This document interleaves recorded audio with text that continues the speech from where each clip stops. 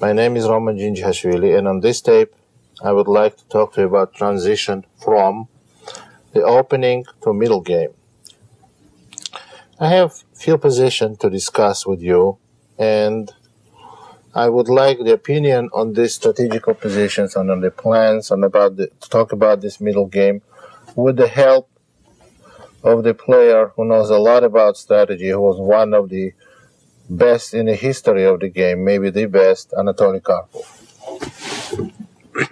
So I think we need to talk about a little bit opening, how to connect opening with plan in middle game and strategy, and we just take one position, which happens in this line: knight f3, knight c6, bishop c4, knight f6, d4, e5, d5, bishop b5, knight here, knight takes d4, bishop d7, bishop takes c6, pawn takes c6, then castle, yes, bishop c5, then we play f3, then we play bishop e3, then castle, f4, knight to e4, knight to d2, and knight takes d2, queen takes d2, and bishop b6. So now we can see that this is known position in chess theory. By the way, we did discuss this position in one of our instructional videos. We made a video on this as a Scotch Gambit, and here, like, I made a couple of more moves, and we made the conclusion that white has clear advantage. And now I would like Anatoly Karpov to explain why is this advantage and how to turn this advantage in a winning game. So this position is very instructive, because here you have fixed pawn structure. So you can see that black has double pawn on C file, C6, C7. White has knight and bishop against two bishops of black. And of course, if black would have chance to push pawn from C6 to C5, they will get even advantage. That's why the main purpose for white to block these double pawns. When we stop these pawns on white squares, then we can see that this knight on d4 is much stronger than bishop on d7. Bishop on d7 would be obliged to defend these weak pawns, c6 and c7. Bishop cannot defend, but unless black has c6 pawn, it's difficult to attack c7. And so what can we do? We can block this pawn structure with b4, and so it's possible in some variations, in typical positions, but when you can block these pawns with the pieces, it's even better. And so don't be afraid of opposite color bishops, because if we take out, for instance, theoretically, these two pieces, the advantage of white would be even more than with bishops and knights, because then you have fantastic square for bishop on c5, you have queen comes to c3, attacking these double pawns, and also you have very good perspective to attack on the king side with f5. And so we can see now that in our plan for white is to exchange bishops, or to force black to exchange bishop for the knight. So it means that we decide now. This is the strong piece for black. Yes, this bishop just keeps the whole position. So this is the key of the position. And of course black would try to start counterplay, maybe with f6, or first of all trying to push c6 pawn. So the first what we need to make just to block with knight to b3. Then, yes, black would play queen to e7, and then we play queen c3. Why we play queen c3? Here queen has the best position because queen protects pawn on e5 in case of f6. Then queen supports any minor piece on c5 square. Then we have choice to put bishop here or knight. And so black can realize now they have no chance to push c6 to c5, and so black just try to organize another counterplay. And then most probably black should play rook f to e8. Why rook f to e8? Because if black plays f6, then white has choice to exchange bishops, like bishop c5, or to play knight to c5. And so we would prefer, so it's difficult to say even what we would prefer. Both moves are very good here. Maybe even bishop c5 would be quite good. In this case, it would be exchange, and then rook would support e pawn. But even more instructive would be after knight to c5.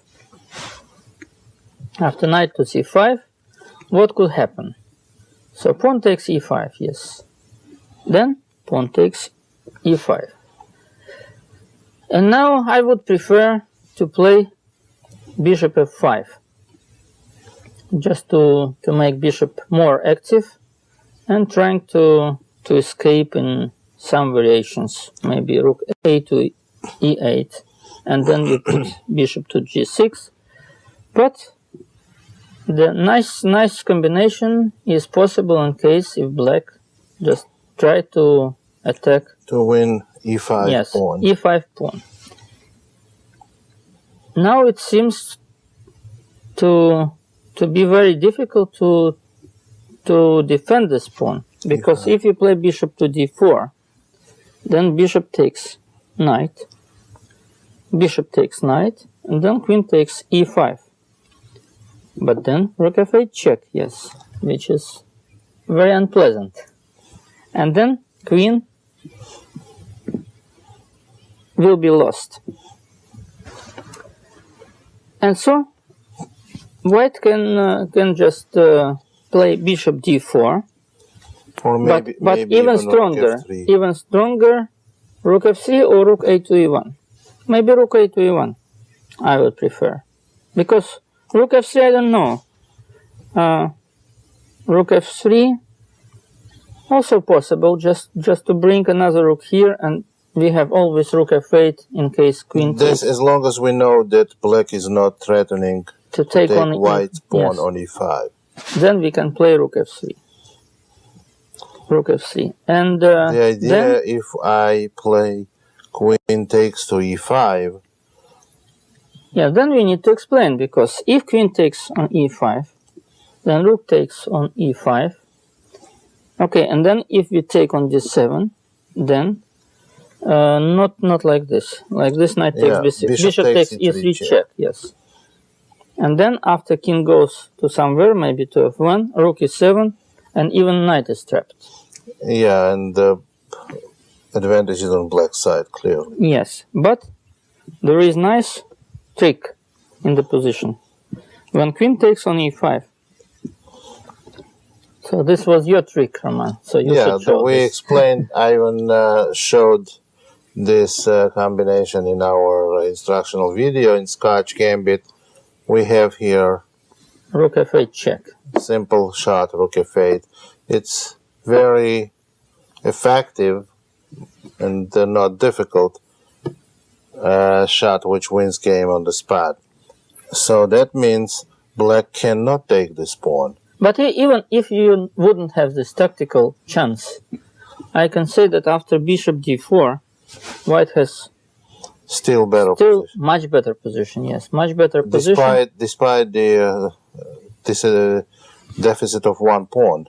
Yes, because then queen comes to d6, and then white has possibility just to attack this pawn on g7. Maybe even rook f1 and rook f7. Rook f1 and rook e7. But this is quite strong. This is quite. And then after rook e7, maybe we just block the queen side with b4, and then we have. Or maybe even bishop takes to g7. Bishop takes to g7. Yes, this is possible. Yes. And now, as you see. No, but maybe then queen takes g3 the only way how to fight, and then rook takes g7. But it's still, as we know, it's advantage for white anyway. So this, of course, white doesn't have to do this when white has simple winning shot. After rook f8 check. Rook f8 check. But we just showed that even if we had lost the pawn in the center, we still have position of value on blocking dark squares, which will compensate our deficit of 1 pawn. Now, even which is more important, that we shall have, at the end, we shall have active bishop on d4 against passive bishop on d7.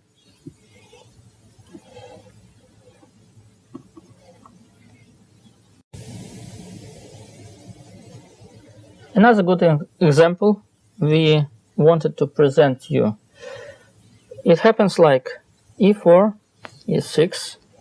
This is French, d4, knight c3, knight f6, bishop g5, bishop e7, e5, knight to d7, bishop takes, queen takes, f4, a6 necessary, knight to f3, c5, d takes c5, knight. I don't have to take here right away, so I can play. Yes, knight c6. It's just developing move. Yes, bishop to d3, queen takes c5, preventing short castle. Then queen to d2, then b5, and then knight to e2 in order to make blockade on d4, knight to b6, and b3. Why do you play b3? To stop me from bringing knight on c4, and maybe if you take later, then d takes c4. I will take my bishop more active on this diagonal. Yeah, that's right. But in principle, it's good to play against knight on b6 or symmetrically b3, g3, g6. It's always good to put pawn here, just to cut the possibilities of the knight. Yes, just to play b3. But I can play knight c4 anyway, no? Yes, and now this is one try, which is possible. So actually, what white wants? White wants to play knight to d4, just using this tactical possibilities. If knight takes d4, knight takes d4, and queen cannot take on d4 because bishop takes b5, check. Winning my queen. Yes, winning black's queen. So that's why black need to make something, just not to allow blockade in the center. Because if white can put knight on d4 and then play c3 or anyhow bishop e2, then it would be clear and big advantage because this bishop is dead. Yes. And so black tries to play tactically knight to c4. Then if you take with the bishop, then d takes c4, and this move is useless and very good diagonal. I solved the problem of my bad bishop. Yes. That's why we take with the pawn. So d takes c4 is not possible because then bishop goes here. White has extra piece. So b takes c4. And now I trap my opponent's bishop, so I get my minor piece back. And so it's clear that we must give this bishop back. But what is the best in this position? So we can leave bishop on d3 just playing, I don't know, maybe playing rook b1. Then what would happen? Maybe black take on d3, but they're not forced to.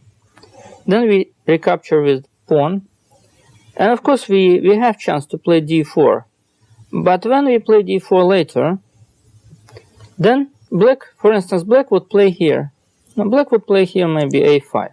Or maybe even black can play d4. But this is under doubt, because when you play this and castle, you allow castling. And then rook comes here, and it's difficult. Yes, it's difficult to keep the position. But maybe black would play a5. And then when we play d4, queen goes to a7 or e7. Maybe a7. Then knight comes to e7, and bishop goes to a6. And so bishop this is very strong. Not a bad piece. Very strong later. Correct. Yeah. That's why we must play different way, just to play. So from this moment, the whole plan and strategy would be to play against bad bishop on c8. Why this bishop is bad? Because black has how many? 7 pawns, and 6 pawns on the white squares. And which is mostly important, that this main pawn structure is fixed. And so then the best would be bishop takes h7, rook takes h7, and then we play c3 with the idea to put knight on d4.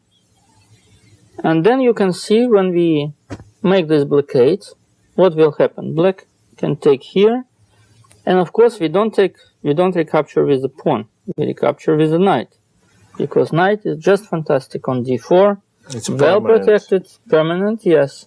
And then you have all the chances to make. And this bishop is also permanent. Permanent, yes. Look at this bishop. What are the perspectives for the bishop? If you put it on b7, then you have pawn on d5. If you put it on a6, then you have pawn on c4. No perspective. So but even if you put bishop on d7 and then to a4, still you cannot bring bishop to the active position, because c2 is not available for the bishop. And then let's say white makes just castle, and d1 is not possible.